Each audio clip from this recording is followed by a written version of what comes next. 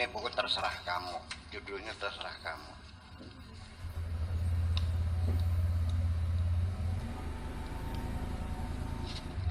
Ada.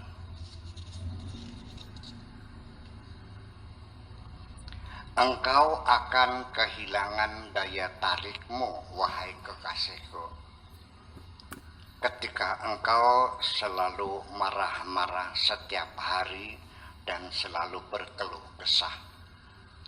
Demikian juga sebaliknya, ketika dulu engkau berdiam diri, tidak banyak bicara, otakmu akan lebih sibuk berpikir. Namun demikian, jika engkau mengacuhkan apapun yang engkau lihat, tidak peduli dengan apa yang terjadi di sekitarmu, tidak tahu apa yang sedang engkau lakukan, juga telah menyebabkan semua yang indah menjadi pudar, tidak bersinar. Ini kalimat-kalimat semacam ini orang bertanyakan, yang dimaksudkan wahai kekasihku siapa oleh Buyan? Apakah perempuan dalam cerita ini apa Tuhan? Ini juga menjadi pertanyaan, dan itu tidak menjadi apa dalam Taufik Al-Hakim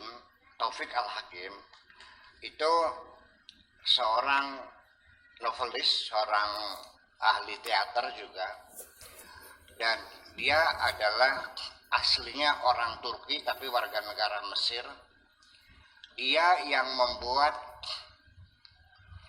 desainer dialog di film Ar-Risalah, The Message, tentang film Nabi Muhammad itu. Dia yang menyusun dialognya dan sukses besar, dan film itu berbiaya jutaan dolar, bukan film termahal. Taufik Hakim ini punya kitab namanya Al-Himarul Hakim, keledai yang bijaksana. Dalam penuturannya itu pakai haditsun nafas, seolah-olah dialah yang menjadi bercerita sendiri, lakon itu bercerita sendiri.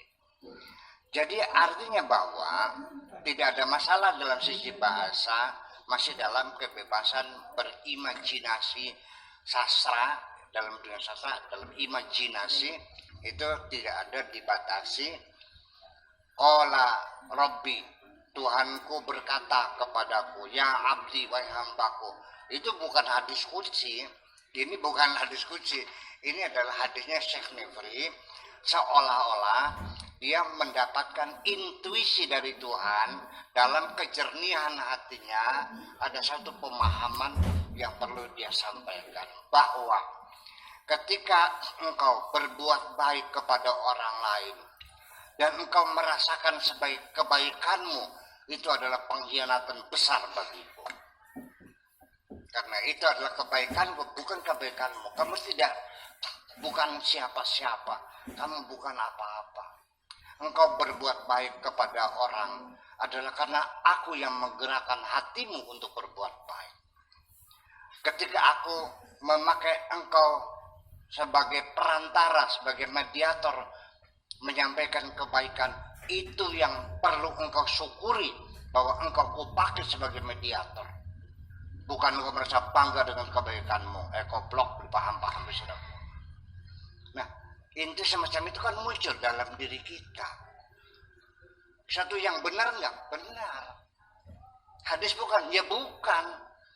Jadi artinya sampai detik ini Allah masih terus berbicara kepada kita.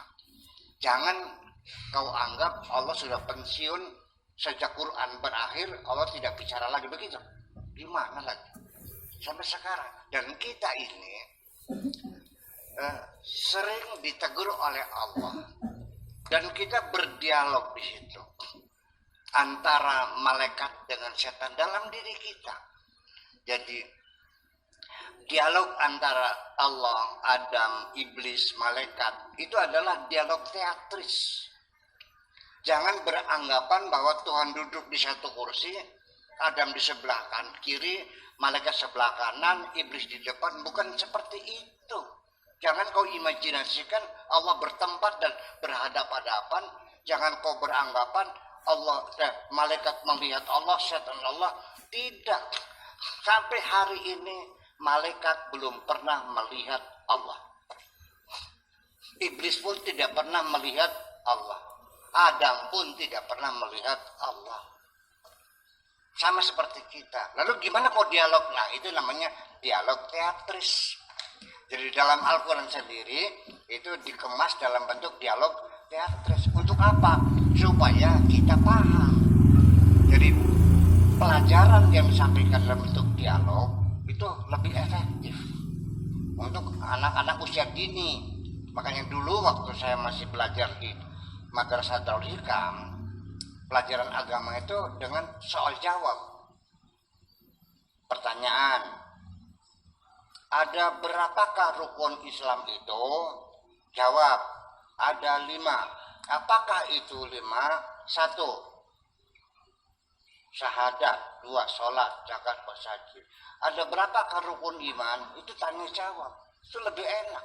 Seolah-olah ada 2 orang yang berdialog. Makanya Al-Quran menunjukkan haqaiq, kebenaran-kebenaran melalui dialog-dialog antara Musa dengan Fir'aun, antara Harun dengan Musa, antara Adam dengan iblis, antara Tuhan dengan malaikat. Itu semuanya sebagai suatu metodologi kita untuk menyampaikan pemikiran-pemikiran.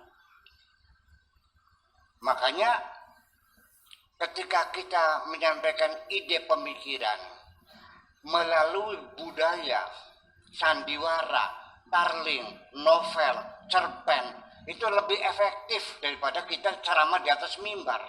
Percaya nggak? Percaya nggak? Mulut saya berbusa-busa mengatakan kepada anak kita, al-jannatu tahta aqdami ummahatikum. Surga di bawah telapak kaki ibumu. Ternyata nggak ada efektif. Begitu anak itu nonton film Malin Kundang yang kena durhaka sama ibunya lalu dia jadi batu, pulang-pulang langsung cium tangan minta maaf, minta ampun sama ibunya. Ya karena bagaimanapun juga pendekatan sastra melalui bahasa yang indah ini kan lebih berkesan pada diri kita daripada kita menyampaikan dakwah dengan kasar, kafir, bid'ah, musyrik, sesat, neraka. Gimana lagi? Masa begitu? Coba dikemas dengan yang indah, yang kira-kira enak didengarnya. Apa itu? Rasul tidak pernah melakukannya. Itu beda itu. Kalau beda itu yang dolal. Wa kullu dolalatin nyumpahi orang suruh masuk neraka. Lalu begitu berdakwah sekarang. Iya dong. Ya coba dengan bahasa yang indah, dengan sanjungan, dengan ya Allah ya Rabbi. Jadi itulah maka Syekh Nabil ini kitab yang dibuat ini Ra'aitullah ini adalah dengan metode kemasan sastra yang sangat indah, tetapi bahasanya di sini banyak bahasa lughus al-ghaz, yaitu seperti teka-teki. Kalau kita tidak punya wawasan luas, ya kita mungkin bisa nggak paham maksudnya. Itulah makanya kitab ini saya kaji. Terima kasih begitu.